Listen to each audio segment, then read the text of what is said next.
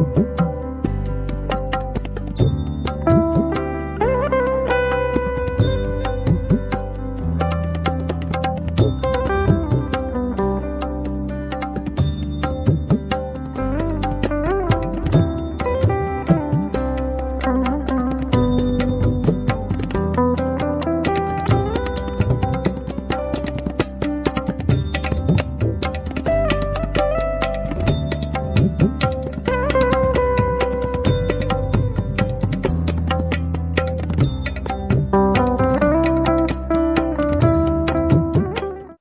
నమో నారాయణాయ. ఓం నమో భగవతే వాసుదేవాయ. శ్రీరామ జయ రామ జయ జయ రామ. హరే రామ రామ రామ హరే హరే. హరే కృష్ణ కృష్ణ కృష్ణ హరే హరే. ఇవి చాలా ప్రధానమైన మంత్రాలు. ఒకటి కృతయుగంలో మంత్రము ఓం నమో నారాయణాయ, ప్రహ్లాదుడు చేశాడు. ఒకటి ధ్రువుడు చేశాడు, ఓం నమో భగవతే వాసుదేవాయ అని. ఒకటి ఆంజనేయ స్వామి ఎప్పుడు శ్రీరామ జయ జయ రామ అని విశేషం. కలియుగంలో కలి సంతోపనిషత్తులో చెప్పబడిన మంత్రము హరే రామ రామ రామ హరే హరే. హరే కృష్ణ కృష్ణ కృష్ణ హరే హరే అని విశేషం. ఎందుకంటే భగవంతుడి యొక్క నామాన్ని స్మరించడం ప్రధానమని. ఏ నామము స్మరించాలి అని అంటే, ప్రపంచంలో అన్నీ మంచివే. మీ పెద్దలు, మీ గురువు గారు మీకు ఏదో ఉపదేశం చేశారో దాన్నే మనము అమలు పరచుకోవచ్చు, ఫాలో కావచ్చు. అది విశేషం ఇక్కడ. అంటే God is free available, not commercial అని. భగవంతుని కొనే వస్తువు కాదు అది, భగవంతుని స్మరించాలి అని విశేషము. రెండోది శరీరము అంటే కాయమని. శరీరంతో మంచి పనులు చేయాలి. ఏం చేయాలి? అమ్మా నాన్న సేవ చేయాలి, అత్తామామ సేవ చేయాలి, అనాథలను ఆదుకోవాలి, రోడ్ల మీద రాళ్ళు ఉంటే తీసేయాలి, చెట్లకు నీళ్లు పోయాలి, పశుపక్షాలు ధాన్యం వేయాలి. ఇట్లా హైంసో పరమావధులని ఆచరించాలి. మనసులో భగవన్ నామస్మరణ చేయాలి. అనన్య చింతయంతో ఏ జనాహ పర్యుపాసతే తేషాభినిత్యాభియుక్తానం యోగక్షేమం వహామ్యమని. To those who always remain object in my meditation I bring full peace and security Srikrishna పరమాత్మ చెప్పినట్టు భగవద్గీతలో మీ ఎవరికి ఏ గురువు గారు ఏం చెప్పారో దాన్ని ఫాలో కావడం విశేషం. ఒక నామాన్ని స్మరిస్తూ ఉండాలి విశేషం. అటువంటి విషయాల్లో జగమంతా రామమయం అన్నట్టుగా such a perfect king, faithful son, true husband, real friend, noble enemy like Srirama we cannot see anywhere in the world అని శ్రీరామ శ్రీరామ శ్రీరామ శ్రీరామయ్యని ఏ మానవుడు ఏర్పడలేని మధ్యలో ఆ రామ విభుడి గెలిచిన కారాకులుంట్లు కర్మూడులు విశేషము. అటువంటిది రామనామ మంత్రము. అందుకే ఒంటిమిట్ట రామాలయంలో ఒంటిమిట్ట రాముల వారి దగ్గర భగవన్నామస్సున పలికిస్తుంటారు అర్చక స్వాములు భక్తాలు అందరితో. ఎందుకంటే ఆ క్యూ లైన్ లో వివిధ ప్రాంతాల వాళ్ళు, వివిధ దేశాల వాళ్ళు, వివిధ రాష్ట్రాల వాళ్ళు, వివిధ లాంగ్వేజ్ భాష వాళ్ళు, వివిధ కులస్తులు ఉంటారు. అందరూ ఒకటే నామాన్ని పలకడం ద్వారా మన అందరి యొక్క కోరికలు ఫలిస్తాయని విశేషం. అంటే గోష్ఠి అంటారు. గోష్ఠి అంటే సమూహము అని. అంటే గోష్ఠిలో సమూహంలో చేసే కార్యక్రమాలు నెరవేరుతాయట. అందుకే అందరం కలిసి 10 మంది కలిసి చేయాలి ఒక పని అని విశేషం. దాన్ని సమైక్యత దృష్టితో చేయాలి. సమైక్య అంట ఎలాబరేట్ మైండ్ అని, విశాలమైన హృదయం అని, అది విశేషము. ఈ విధంగా భగవంతుడి నామాన్ని స్మరిస్తూ ఉండాలి విశేషము. ఇక మంచి పనులు చేస్తుండాలి కాయంతో, ఈ శరీరంతో, అది విశేషమైతే. ఇప్పుడు గొప్ప మంత్రమేది, గొప్ప దేవుడు, గొప్ప గురువు అన్నప్పుడు కానీ ఎవరు మీకు అనాదిగా వస్తున్నారో దాన్ని స్వధర్మము శ్రేష్టమైనది, పరధర్మము భయంకరమైనది. శ్రీకృష్ణ పరమాత్మ చెప్పినట్లు ఎవరికి ఎవరు అనుసంధానం చేస్తున్నారో దాన్ని అట్టే కంటిన్యూ చేసుకోవాలి. ఒకటి ఎక్కువ ఒకటి తక్కువ అనేది ప్రపంచంలో ఎక్కడా లేవు. ప్రపంచంలో అన్నీ మంచివే విశేషం. దాన్ని అంటారు కాన్ఫిడెన్స్ ఇస్ గాడ్ అని. అంటే నమ్మకం ఒక దేవుడైతే, తర్వాత పాజిటివ్ థింకింగ్ ఇస్ గాడ్. అంటే మంచి ఆలోచన సరళే దేవుడు అనమాట. మనం ఎప్పుడు పాజిటివ్ థింకింగ్ లో ఉండాలి. నెగిటివ్ ఆలోచన రానేకూడదు జీవితంలో. అది ఒకటైతే. రెండు, ప్రతి ఒక్కరూ ప్రాతకాలన 4 నుంచి 4:30 లోపల, అంటే 5 లోపల నిద్ర లేచి నేర్చుకోవాలి. ప్రతి ఒక్కరూ నేర్చుకోవాలి. అది నిద్ర లేవాలి ప్రాతకాలనే. లేచి ఓం నమో నారాయణాయ అనుకొని 1 లీటర్ నీళ్లు తాగాలి. ఓం నమో నారాయణాయ అనుకొని తదనంతరము 24 సార్లు గుంజీలు తీయాలి. సిట్ అండర్స్టాండ్ అని గుంజీలు 24 సార్లు తీయాలి. తర్వాత ఒక పిరిగడ ధాన్యము బయట పక్షులకు వేయాలి. పక్షులు కిలికిల రావాలి, వినపడుతుంటాయి. అప్పుడు పక్షులకు ధాన్యం వేయాలి. అది ఒకటోది. రెండోది, బయట నీళ్లు పెట్టాలి బకెట్లో. ఆవులు ఎనువులు జంతువు తాగడానికి మిద్ది మీద నీళ్లు పెట్టాలి పక్షుల కోసము. అది రెండోది. మూడోది, బయట కుక్క కనపడిన అన్నం వేయాలి, పిల్లికి అన్నం వేయాలి, ఆవుకు ఆకులు పెట్టాలి. అట్లా మనకు కనపడితే ఆ సేవ చేయాలి. నాలుగోది వచ్చేసి మన ఇంట్లో అమ్మా నాన్న అత్తామామ సేవ చేయాలి. ఐదోది, మనం సహనము, ఓర్పు, వినయము, వినమ్రత, ఔదార్యం కలిగి ఉండాలి ఎప్పుడు మన హృదయం అంతా. దాన్నే విష్ణు చింతనే మానసిక స్నానం అని ఎప్పుడు భగవంతుడి నామాన్ని, విష్ణు యొక్క నామాన్ని స్మరిస్తూ ఉండాలి. అందుకే చెప్తారు ఆర్తా విషిన్న శిలస్సబీర గోరీశ వ్యాధీశ వర్తమాన సంకీర్తనారాయణ శబ్దమాత్ర విముక్త దుఃఖ సుఖినోభవంతోని ఓం నమో నారాయణాయ అని మనం 1 లీటర్ నీళ్లు తాగడం ద్వారా 24 సార్లు గుంజీలు తీయడం ద్వారా ఎటువంటి రోగాలు రావు. హార్ట్ అటాక్ కానీ, ఫెరాలసిస్ కానీ, బీపీ కానీ, షుగర్ కానీ ఏమీ రావు. అంత ఆరోగ్యంగా ఉంటారు, పరిపూర్ణంగా ఉంటారు. అది విశేషం. ఈ చెప్పిన 5 పాయింట్లు మనం ఈ ఆచరించాలి, ప్రతి ఒక్కరు ఆచరించాలి. ఈ ఆచరించడానికి ఏ కులం అయినా పర్వాలేదు, ఏ మతం అయినా పర్వాలేదు. ఎందుకంటే ఆకలికి ఆహారము, దాహానికి నీళ్లు, కంటికి నిద్ర అందరికీ ఒకటే ప్రపంచమంతా. దాన్నే రామో విగ్రహాన్ ధర్మ అన్నారు. ధర్మమే రాముడు అన్నమాట. ఏంటి ధర్మము? అమ్మా నాన్న సేవ చేయడం ధర్మము, పెద్దలను గౌరవించడం ధర్మము, అహింసో పరమాధర్మ అని పాటించడం ధర్మము, రుజుమార్గంలో పయనించడం ధర్మము. ఈ ధర్మాలు అందరికీ కావాల్సిందే. ఇది హిందువా, ముస్లిమా, క్రిస్టియనా, సిక్కువా, బౌద్ధో అవసరం లేదు. అందరికీ ఈ ధర్మాలు కావాల్సినవి. ఇవి కనీస ధర్మాలు, ప్రతి ఒక్కరు పాటించాల్సినవి.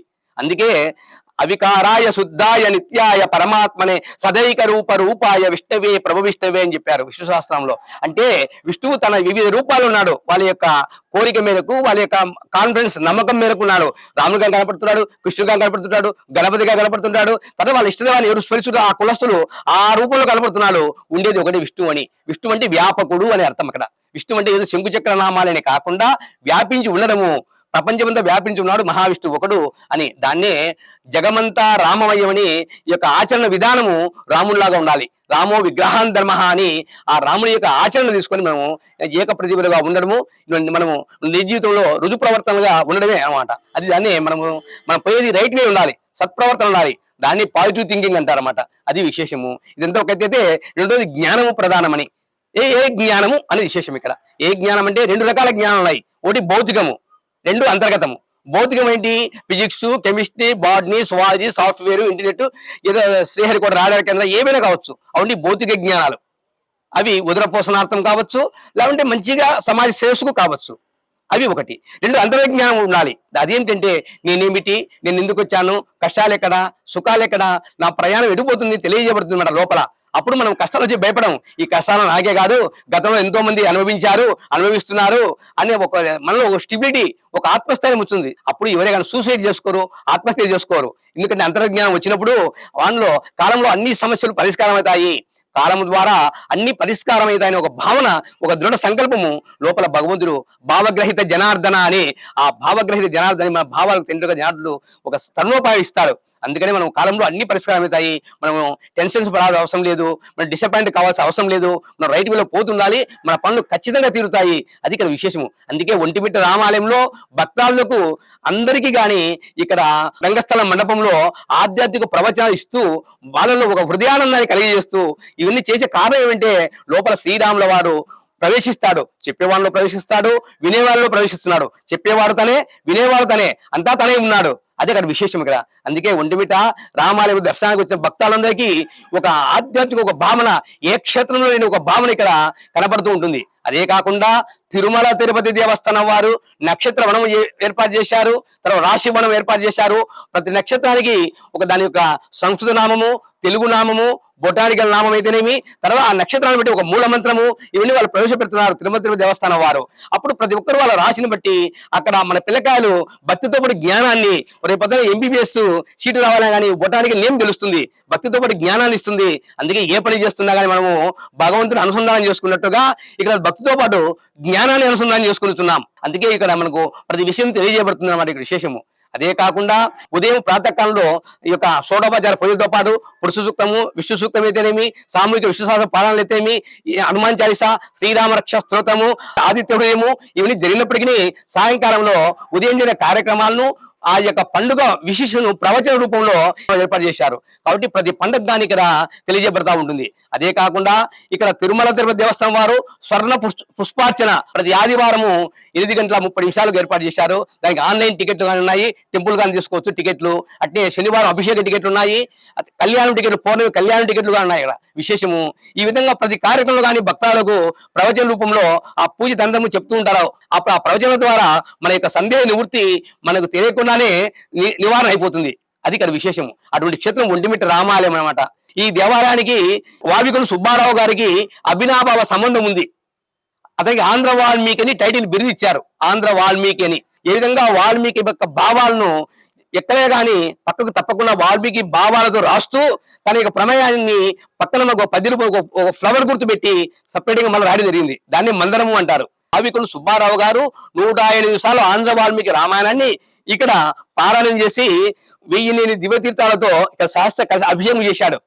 ఆ రోజు ఒక ట్రైన్ వ్యాగన్ కే ఒక బియ్యం బస్తాలు అయితేనేమి దాన్ని వచ్చి ఎంతో మంది ప్రజలు, కొన్ని లక్షల మంది ప్రజలు ఆనాడు రైలు వచ్చేసి ఇక్కడ కార్యక్రమం పాల్గొన్నారు. అది విశేషము. అట్టే కాకుండా ఆంధ్ర వాల్మీకి వావికులు సుబ్బారావు గారు సతీహిత చర్య, పతిహిత చర్య, కుమారహిత చర్య, గర్భిణీహిత చర్య, వైదవ్య ధర్మచర్య, ఆర్యకథానిధి, టెంకాయ చిప్ప శతకము, ఎన్నో పుస్తకాలు రాశాడు. ఎన్నో పుస్తకాలు రాసి ఇక్కడ రాముల వారి దగ్గర ఇక్కడ భక్తశ్రీ ఒక మ్యాగజైన్ 1 మీటర్ రామాయణం నుంచి రిలీజ్ అయింది 1920లో, 1920లో భక్తిని. అది కానీ ఇప్పుడు కానీ గుంటూరు జిల్లా అంగలకొదురు నుంచి తెనాలి దగ్గర అంగలకొదురు ఆశ్రమం నుంచి భక్తి పుస్తకం ఇప్పుడు కానీ వస్తూ ఉంది. ఇప్పుడు అది 5వ పీఠాధిపతి రామానుజ దాస స్వామి వారు ప్రపంచ తెలుగు మహాసభల్లో ఆంధ్ర వాల్మీకి వావికులు సుబ్బారావు గురించి అక్కడ ప్రస్తావించడం జరిగింది మంత్రం మీద ప్రవచనము. అటువంటి ఒంటిమిట్ట రామాలయానికి ఎంతో ఘనకీర్తి ఉన్నదన్నమాట. ఇక్కడే మహాకవి బొమ్మెల పోతనామాత్రుల వారు భాగవతం రాస్తూ నీ పాద కమల సేవయు నీ పాదార్చకులతోటి నెయ్యమును నితాంతాపారభూత దయను తాపసమందార నాకు దయ చెయ్యగదే. ప్రపంచంలో ఇది అన్ని మతాల వారు కులాల వారు నేర్చుకోవచ్చు ఈ పద్యాన్ని. ఎందుకంటే ఇది సమ్యక్యతతో కూడిన పద్యం. ఇది నీ పాద కమల సేవయు అంటే భగవంతుని యొక్క పాదాల యందు మన మనసు ఉండాలట. ఆ భగవంతుడు ఎవరు మీ ఇష్టం. 2 నీ పాదార్చకులతోటి నెయ్యమును, మనం బస్సులో పోతున్నా ఆఫీసులో కూర్చున్నా మన ఇరుగు వారు ఎటువంటి వాళ్ళు ఉండాలి, ఒక భగవంతుని కథ చెప్పేవాళ్ళు ఉండాలి. రాముడి కథలో కృష్ణుడి కథలో భగవంతుని కథ చెప్పేవాళ్ళు స్నేహితులు ఉండాలి. వాళ్ళ మీద సారీలు వీళ్ళ మీద సారీలు చెప్పి మనశ్శాంతి లేకుండా బీపీ షుగర్ పెంచకుండా భగవంతుని కథ చెప్పే స్నేహం చేసుకోవాలట. అపారమైన భూతదయులు అంటే ప్రతి ప్రాణిని భగవంతుడు చూడాలి. హింసో పరమోదరాన్ని ఎవరిని హింసించకుండా మనం సుఖంగా ఉన్న అట్లా అనుకుంటున్నామో ప్రతి మనిషి అట్లా కోరుకుంటాడు. కాబట్టి ఎవరిని మనం పరితు మాట అనకుండా అపార భూతదే కలిగి ఉండాలట. తాపసమందారణ కుదయసేగదే అవి కలిగి కోరుకోవాలట. దీన్నే మనం భౌతికతలో ఫలాపేక్ష రహితంగా ఉండాలంటారు కృష్ణుడు. మనం భగవంతుని ఫలాపేక్ష రహితంగా ప్రార్థించాలని. ఇక ఫలాపేక్ష రహితంగా ప్రార్థిస్తున్నాం. ఇమ్ముడు ఇవ్వు అని 2 సమానం వారికి, 2 ఈక్వల్ చేయడానికి. అదే అలా విశేషము. ఎందుకంటే ఒక దీపంని మనం గాలికి ఊకుండా పెట్టలేము, అట్లా కోరికలు కోరకుండా ఉండలేము.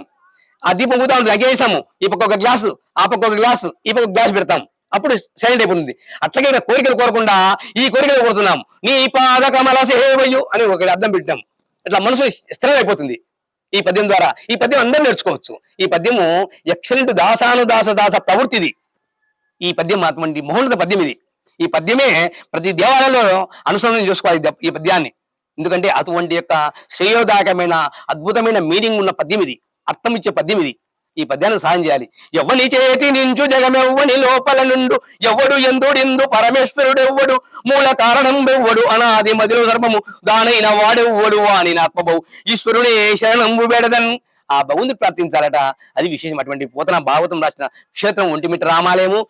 ఇది అయోధ్య కేంద్ర పురావస్తు శాఖలో ఉంటే ఒంటిమిట్ట రామాలయం కానీ కేంద్ర పురావస్తు శాఖ ఆధీనంలో ఉంది అనమాట. అందుకే దీన్ని 2వ అయోధ్య, సౌత్ అయోధ్య అని చెప్పుకోవచ్చు. అదే కాకుండా పూర్వకాలంలో వావికులు సుబ్బారావు గారు 1920లో ఇక్కడ అన్న సంతర్పణ చేసేవారు బాటసారులకు. ఇప్పుడు రామకుటీరం ఉంది, దాంట్లో అన్న సంతర్పణ అంటే ఇట్లా కాశీ నుంచి అయోధ్యకు పోతూ శ్రీరంగం పోతూ, శ్రీరంగం నుంచి అయోధ్యకు పోతూ, కాశీ నుంచి శ్రీరంగం పోతూ, ఇట్లా రామేశ్వరం పోతూ యాత్రికులు ఒంటిమిట్ట రామవారిని దర్శించి ఇక్కడ వావికులు సుబ్బారావు అన్న సంతర్పణ చేసేవారు. ఇక్కడ బస చేసేవాళ్ళు యాత్రికులు. భిన్నత్వంలో ఏకత్వంగా అన్ని కులాలు మతాలు చెప్పేదే రామాలయం. ఇక్కడ ముస్లింస్ రాములవారు దర్శిస్తుంటారు. ప్రతి శుక్రవారము బ్రహ్మోత్సవాల ఏకాంత సేవలో ముస్లింస్ దర్శిస్తుంటారు. దానికి ఏంటి కారణం అంటే పూర్వకాలంలో ఇక్కడ 15వ శతాబ్దంలో ప్రాంతంలో కావచ్చు సిద్ధోటం కోట ఉంది. సిద్ధోటం కోటకు ఇమాం బేగ్ నవాబు పరిపాలన చేసేవాడు. ఇమాం బేగ్ అతను ఆ కాలంలో గుర్రం మీద పోయేవాళ్ళు. అతను ఇట్లా గుర్రం మీద రాజంపేటకు పోతూ ఇట్లా చెరువు కట్ట మీద గుర్రాన్ని ఇల్లు దాపుకొని చెరువులో ఈ బయట రామాలయంలో వసారా ఉందన్నమాట, వరండా వసారా, అక్కడ కూర్చొని భోంచేస్తుంటాడు ఇమాం బేగ్ బావి. అప్పుడు గ్రామ ప్రజలు బయట పులిగితం ఆడేవాళ్ళు. చదరంగం పులిగితం అంటారు. మేక పుల్లు ఆడుతూ ఉంటూ వాళ్ళు డిస్కస్ చేసేవాళ్ళు. భగవంతుడు ఉన్నాడు లేడని వాళ్ళ మాట్లాడుకుంటుంటే ఇమాం బేగ్ చెవున పడుతుంది. అప్పుడు ఇమాం బేగ్ వాళ్ళ దగ్గరికి వచ్చి ఇక్కడ రాములో భగవంతుడు ఉన్నాడా అంటాడు. ఇక్కడ రాములవారు ఉన్నారండి, పిలిస్తే పలుకుతాడు అని చెప్తారు. అది నిజమా అని ఆశ్చర్యచక్తుడై అతను గుడి వాకిలి వేసిన ఆ టైంలో 12:30 మధ్యాహ్నం. అప్పుడు అతను వాకిలి దగ్గర పోయి ఒంటిమిట్ట రఘురామ కోదండరామ, ఒంటిమిట్ట రఘురామ కోదండరామ అని 3 సార్లు అంటాడు. 3 సార్లు ఓ ఓ ఓ అని శబ్దం వచ్చేసింది అనమాట. అప్పుడు రాముడు అచ్చాహై అని చెప్పి ఆ ఇమాం బేగు ఇక్కడ బావి తెవిచ్చాడు. ఇమాం బేగు బావిని, ఆ బావిని దర్శించడానికి ఆ ముస్లింస్ ఇక్కడికి రావడమే కాకుండా ఆ రాములను దర్శిస్తూ ఉంటారు. అది ఒక కారణమైతే, ఇంకోటి ఇది జ్ఞానక్షేత్రము అని జగద్గురు ఆదిశంకరాచార్య వారు తను పర్యటన చేస్తూ ఒంటిమిట్ట రామాలయం దర్శనానికి వచ్చారు. అక్కడికి రాములను దర్శించుకున్నాక బయట మండపంలో అశేషమంది భక్తాదులంతా కూర్చొని ఉన్నప్పుడు ఒక ప్రశ్న వేశాడు, జ్ఞానం ఎక్కడ లభిస్తుంది అని. అప్పుడు వారు రకరకాల సమాజం చెప్పారు. అక్కడ ఉన్న భక్తాదులంతా, అప్పుడు వాళ్ళలో హిందువులు ఉన్నారు, ముస్లింస్ ఉన్నారు, క్రిస్టియన్స్ అందరూ ఉన్నారు, హరిజనులు అందరూ ఉన్నారు. ఎందుకంటే జ్ఞానక్షేత్రం కాబట్టి వారు రకరకాల సమాజం చెప్పారు. అప్పుడు శంకరాచార్య వారు మీ సమాధానాలు బాగున్నాయి కానీ పరిపూర్ణంగా తోచడం లేదని ఒక శ్లోకం చెప్పారు. మధులుబ్ధో యథాభృంగ పుష్పంది వజ్రత్ జ్ఞానలుబ్ధో తథాశిష్య గురువంది వజ్రత్ అని. అంటే తేటిగా తనకి కావాల్సిన మకరందము, ఆ మకరందము మామిడి పుష్పంలో ఉందా, తంగిడ పుష్పం ఉందా, వేప పుష్పం, ప్రతి పుష్పం మీద వాడుతుంది. మకరందం ఉంటే తేనె తీసుకుంటుంది, మనకు పంచుతుంది. మకరందం లేదనుకోండి వెళ్ళిపోతుంది, ఆ పుష్పాన్ని నలపదు. అట్లాగే నువ్వు జ్ఞానం కావాలంటే మంచి విషయాలు, వాడు హిందువా, వాడు ముస్లిమా, క్రిస్టియనా, హరిజనా నీకు అవసరం లేదు కులాల మతాలతో అని మంచి విషయాలు సేకరించి 10 మందికి చెప్పాలట. అటువంటి యొక్క క్షేత్రం వాటి జ్ఞానక్షేత్రం వాటి జ్ఞానానికి కులము మతము ప్రాంతం అంటదు. ఈ విధంగా యూనివర్సిటీలో కాలేజీల్లో అన్ని కులాల వారు మతాల వారు ఉంటారో, అదేవిధంగా ఒంటిమిట్ట రామాలయానికి అన్ని కులాల వారు మతాల వారు దర్శనానికి వస్తుంటారు. ఇక్కడ ప్రవచనాల ద్వారా మంచి విషయాలు చెప్తుంటారు. ఒక వేవులో నూరిపోయారు, నువ్వు దీంట్లో ఉన్నావా దాంట్లో ఉండాలని, దేంట్లోనే ఉండు ధర్మంలో ఉండు అంటారు. You can follow any one, కానీ ఫైనల్ గా ధర్మం ప్రధానమని, రామో విగ్రహాన్ ధర్మ అని, నువ్వు రాముని కొలుస్తావో నాకు సంబంధం లేదు కానీ రాముడు చెప్పింది ఆచరించు అని చెప్తారు ఇక్కడ ఒంటిమిట్ట రామాలయంలో. అందుకే ప్రతి ఒక్కరు ఆచరించాలి.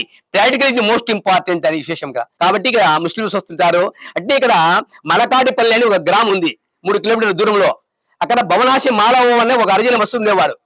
ప్రతి మనిషికి పూర్వజనం సుకృతం ఉంటుంది. వాళ్ళ జనరేషన్ లో, వాళ్ళ వంశంలో ఆ 2వ తరమో 3వ తరంలో 1వ తరంలో మంచి ఆధ్యాత్మికతలు ఉంటారు.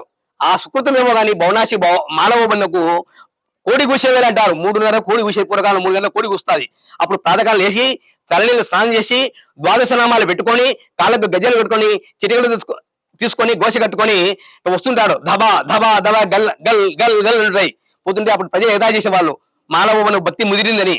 అది ఎప్పుడు ఆ కాన్సెప్ట్ ఉంటుంది, అది ఎప్పుడు ఉంటుంది, అది ఎప్పుడైనా ఉన్నప్పటికీ అతను పట్టించుకోకుండా వచ్చి రామాలయం ఎదురుగా బయట ఆ కాలంలో లోపలికి పోయేవారు కాబట్టి అతను బయట కూర్చొని పాటలు పాడుకుంటూ ఆ విధంగా భక్తులు ఇచ్చే ఆ కొబ్బరిలో అరటిపండు తినుకుంటూ తన్మయత్వంగా పాటలు పాడుకుంటుంటే ఒకనొకప్పుడు ఈ బ్రిటిష్ గవర్నమెంట్ టైంలో కలెక్టర్ గారు దర్శనానికి వచ్చారు. అప్పుడు ఆ గ్రామ పెద్దలు, ఆ పురోహితులు అయితేనేమి, అర్చకులు అయితేనేమి కలెక్టర్ దర్శనానికి వస్తున్నారు, వీడు అంటరాని వాడు, వీడు అడ్డం అని చెప్పి వాళ్ళని అక్కడి నుంచి కొట్టుకుంటా చెరువు వైపుకు తోసేశారు. అంటే దేవస్థానం ఎని పక్కకు అడవుల పక్కకు తోసేశారు. భవనాశి మాలవబన్ను అతను అవి పట్టించుకోకుండా భయం చేసుకుంటూ అక్కడ కూర్చొని భయం చేసుకుంటున్నాడు. కలెక్టర్ గారికి వచ్చినప్పుడు ఆ యొక్క వేద పండితులు అర్చకులంతా పూర్ణకం స్వాగంతో పిలుచుకొని లోపలికి పోతే ఇటు ఉండే సీతారామలక్ష్మణులు, తూర్ముఖం ఉండే సీతారామలక్ష్మణులు ఆ పక్క తిరిగారు. భవనాశి మాలవబని తిట్టు, ఏమి స్వామి అంటే నాకు మనసు ప్రధానము, కులము మతము ప్రాంతం కాదన్నప్పుడు ఆ భవనాశి మాలవబన అర్చకులు ఆ బ్రాహ్మణులు భుజి మీద కూర్చోబెట్టుకొని భజనలు చేసుకుంటూ గ్రామ పెద్దలు కర్ణాలు రెడ్లు నవాబులు అందరూ తండ్రులకు వస్తున్నారు గుళ్ళోకి. అతను పిలుచుకొని అతను తెచ్చి గుళ్ళో రంగస్థలం దించితే అప్పుడు అతను పాట పాడాడు రాముని మీద. రామ రామ రామ రామ రామ ఎలుట నా వంతు, ఏకశిలాలయ రామ నన్ను సంరక్ష చేయట నీ వంతు, రామ రామ రామ రామాయని ధరణిపై పడి సాష్టాంగ నమస్కారము చేయుట నా వంతు, రారా పుత్రాయని కౌగడి చేర్చుట నీ వంతు, రామ రామ రామ రామాయని రాముని పాదం పట్టండి యమునికి నామం పెట్టండి అని పాట పాడాడు. ఆ పాట పడతానే రాముడు తిరిగాట. రామనామము రమ్యమైనది రామనామము, నీవు నేను భేదము లేకయున్నది రామనామము, ఆత్మ సంయోగ సిద్ధికి ఆయుధం శ్రీరామనామము, నిర్వికారము నిర్వికల్పము నిర్గము శ్రీరామనామము, ఆగామి సంచిత ప్రారబ్ధము హరించున్నది రామనామము, ఆలు బిడ్డల సౌఖ్యము కన్నా అధికమైనది రామనామము, రామనామము రామనామము రమ్యమైనది రామనామని అద్భుతంగా పాటలు పాడితే రామవారు తిరిగి దేదీప్యమానంగా అప్పుడు అందరూ ఆ భగవంతుని కళ్ళల్లో నీళ్లు గారుతూ ఇక్కడ కులాలకు మతాలకు అతీతంగా రాముల వారు జ్ఞానక్షేత్రంగా వైభవంగా 3 పూలారుగా వదిలితుందన్నమాట. ఇక్కడ తిరుమల తిరుపతి దేవస్థానం వారు అద్భుతంగా యాత్రికులు వసతి సముదాయం అయితేనేమి, మాడావీధులు అయితేనేమి, అదే కాకుండా ఇక్కడ పర్యావరణ పరిరక్షణ కోసము ఎన్నో చెట్లు పెంచి ప్రతి చెట్టుకు ఒక తెలుగునేమో బొటానికల్ శాఖని పేరుస్తూ పర్యావరణాన్ని కాపాడుతూ ఆ పర్యావరణం ద్వారా ఎన్నో పక్షులు కొత్త పక్షులు చేరినాయి. ఇక్కడ ప్రభుత్వం వారు బ్యాక్ వాటర్ ఏర్పాటు చేశారు. సోమశిల డ్యామ్ నుంచి ఆ వారి చెరువు నిండా నీళ్ళ ద్వారా పక్షులు ఉండడం ద్వారా ఈ పర్యావరణ చెట్లు ఉండడం ద్వారా ఈ వాతావరణం ఒక ఆధ్యాత్మిక శోభ, ఒక హైవే రోడ్ లో ఇటువంటి వాతావరణం కలపడం అనేది నభూతో నభవిష్యత్తు. ఒక పక్క గ్రామీణ వాతావరణం, ఒక పక్క హైటెక్ సిటీ వాతావరణం, రెండు మిళితమైన ఒంటిమిటి రామాలయము అద్భుతంగా 3 పూల 6 కాయలుగా వదిలుతున్నది. అటువంటి క్షేత్రంలో ఈ దేవాలయాన్ని పూర్వకాలంలో మునులు యాగం చేస్తుంటే మృకుంద మహాముని శృంగిమన మునులంతా యాగ సంరక్షార్థం రాములారి ప్రాంతానికి వచ్చారని, వచ్చినప్పుడు కోదండము, పిడిపాకు, అంబులపొత్తు ఆయుధాలతో వచ్చే కోదండ రామస్వామి అంటారు. ఆ మునుల కోరిక ఇక్కడ వెలిశారని, ద్వాపరంలో జామవంతుడు వారు మొదటిసారిగా విగ్రహాన్ని చూసి పూజ చేశారు. జామవంతుడు ప్రశ్న చెప్తారు. మళ్ళా కలియుగంలో ఆ ఈ దేవస్థానం 3 అంచెలుగా బాగా డెవలప్ అయితే వచ్చేసింది. దానికి ముందుగా ఇక్కడ ఒంటోడు, మిట్టోడు అని 2 దొంగలు ఈ ప్రాంతంలో ఉండేవాళ్ళని, ఆ కాలంలో ఇప్పుడు వాల్మీకి రామాయణంలో వాల్మీకి అంతే బారసాలు కొడుతుంటే నారద మహర్షి మంత్రవాంశ మరా మనసు మారి వాల్మీకి రామాయణం రాసినట్టుగా అక్కడ ఆ కాలంలో బ్యాంకులు లేవు, వస్తు మార్పు ఉండేది. అప్పుడు బ్రాడర్ సిస్టము, అప్పుడు బంగారాభరణ ఇంటి గోడలు పెట్టేళ్ళు, ఆ దొంగలు ఆ బంగారు దోచుకొని ఇక్కడ గుహలాగా ఇక్కడ దాచేవాళ్ళు. రాముడు వారికి దర్శనం ఇచ్చి మీరు మంచిగా బ్రతికిన ఆదిశేవాళ్ళు మనసు మారి గుడి కట్టాన్ని ఒంటిమిట్ట రామాలయం ఒంటిమిట్ట అంటారు. అదే ఒక కాన్సెప్ట్ రాముడిలో పరల సొమ్ము ఆశించకూడదు అనేది, ఆ కాన్సెప్ట్ వాళ్ళు ఫాలో అయ్యారు. అక్కడ ఆ వృత్తాంతము అబద్ధమా నిజమా ఏ పుస్తకంలో ఉంది కాదు, దాంట్లో అంతరార్థం ప్రధానం, మంచి విషయం చెప్పబడింది అక్కడ. అంటే మన పిల్లగాళ్ళు నడుచుకోవాలి, ఈ విధంగా పనసొమ్ము ఆశించకూడదు అనేది ఆ యొక్క ఆరోక్తి ప్రకారమే వాళ్ళు నడుచుకొని గుడి కట్టించని వాళ్ళ పేరు ఒంటిమిట్ట రామాలయం ఒంటిమిట్ట అంటారు. ఈ విధంగా ఈ దేవాలయము 3 పూల 6 కాయలుగా దేదీప్యమానంగా వెలుగుతూ పాంచరాత్ర ఆగమం ప్రకారము, తర్వాత ప్రతి ధనుమాసంలో తిరుపాయ ప్రవచనాలు అయితే ఏమి, తర్వాత శమీ దర్శనము దసరాలు జరుగుతుంటాయి, సంక్రాంతి పార్వేట ఉత్సవాలు జరుగుతుంటాయి, రథసప్తమి, భీష్మ ఏకాదశి ఇవన్నీ జరుగుతూ ప్రతి ఒక్కరికి ఒక సందేశం ఇస్తూ ప్రతి ఒక్కరికి కానీ 5 నేర్చుకోవాలి. ప్రతి ఒక్కరు విష్ణు సహస్రనామం నేర్చుకోవాలి, శ్రీరామ రక్ష స్తోత్రం నేర్చుకోవాలి, హనుమాన్ చాలీసా నేర్చుకోవాలి, ఆదిత్య ఉదయం నేర్చుకోవాలి, లక్ష్మీ అష్టోత్తరము, ఈ 5 కంపల్సరీ ప్రతి ఒక్కరి నేర్చుకుంటే బాగుంటుంది జీవితంలో. మన పిల్లకాయలకు కానీ మన పిల్లకాయలకు చాలా మంది స్వామి జ్యోతిష్యం రాపిండి అంటుంటారు, మా వానికి జాతకం రాపిండి అని. జాతకం కాదు ప్రధానము, సంస్కారం ప్రధానము. మన పిల్లకాయలకు 3 ఏళ్ల వయసు నుంచి వాళ్ళకు భరతనాట్యము, కూచిపూడి, తపల, హార్మోనియము, వేమన పద్యాలు, సుమతి పద్యాలు, భారత పద్యాలు, భావత పద్యాలు నేర్పించాలి. 3 నుంచి 7 ఏళ్ల వరకు ఈ తెలుగు సంస్కృతి నేర్పించినప్పుడే పిల్లకాయలు సంస్కారవంతులుగా, ప్రజ్ఞావంతులుగా, ఒక ఛాలెంజ్ లాగా మనకు పిల్లకాయలు తయారవుతారు అని ఇక్కడ సందేశం ఇస్తుంటాం భక్తులందరికీ. అటువంటి క్షేత్రం ఇది. మన అందరి జీవితాల్లో 3 పూల 6 కాయలుగా వడ్డిల్లాలని, సకాలంలో వర్షాలు పడాలని, ప్రపంచమంతా శాంతిమయంగా ఉండాలని కోరుకుంటూ ఓం నమో నారాయణయ్య. పుట్టపర్తికి వచ్చే విదేశీయులు కానీ, తిరుమలకు వచ్చే విదేశీయులు కానీ ఇక్కడ రామాలయాన్ని 2 కూడా విమానంలో దిగి ఇక్కడికి వస్తుంటారు, కడప ఎయిర్పోర్ట్స్ దిగి ఇక్కడ వస్తుంటారు, కొంత రైళ్లలో వస్తుంటారు యాత్రికులు, అన్ని కులాల వారు, అన్ని మతాల వారు, అన్ని దేశాల నుంచి ఇక్కడ దర్శిస్తుంటారు రాముల వారిని. అటువంటి క్షేత్రం ఇది. ఈ విధంగా భగవంతుడు మన అందరికీ మంచి జరగాలని కోరుకుంటూ ఓం నమో నారాయణయ్య.